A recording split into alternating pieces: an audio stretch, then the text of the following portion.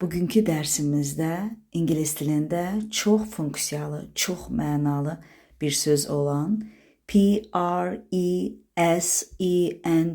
şəklində yazılan bir söz haqqında danışacağıq.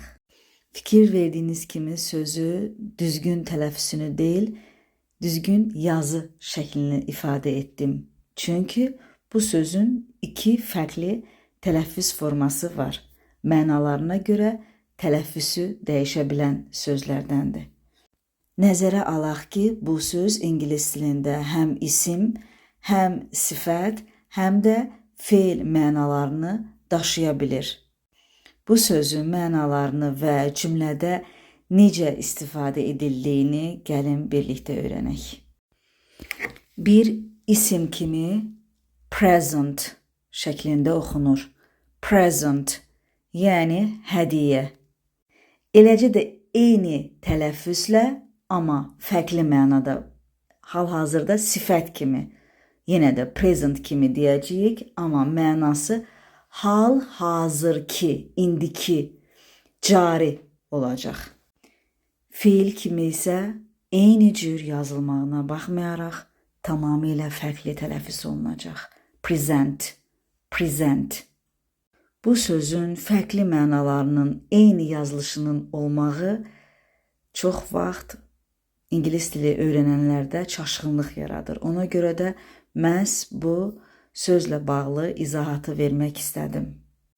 Çünki bu sözlər cümlədə yerindən asılı olaraq fərqli mənaları verəcək.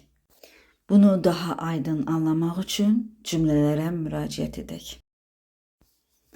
Present kimi tələffüz olunan isim, yəni hədiyyə mənasında cümlədə istifadəsinə baxaq. I received a beautiful present for my birthday. I received a beautiful present for my birthday. Yəni mən doğum günüm üçün gözəl bir hədiyyə aldım. Yenə eyni tələffüz, amma tamamilə fərqli məna. Present kimi tələffüz edəcəyik, amma mənası hal-hazırki, cari, indiki olacaq. Məsələn, the present situation is difficult for everyone. Yəni, hal-hazırki vəziyyət hamı üçün çətindir.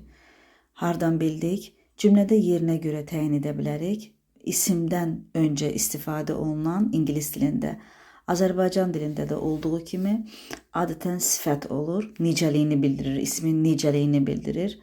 Ona görə də oradan mənanı anlaya bilərik ki, buradakı söz hədiyyə deyil, indiki, hal-hazırki mənasındadır. Və nəhayət üçüncü mənası, amma tamamilə fərqli tələffüz, present,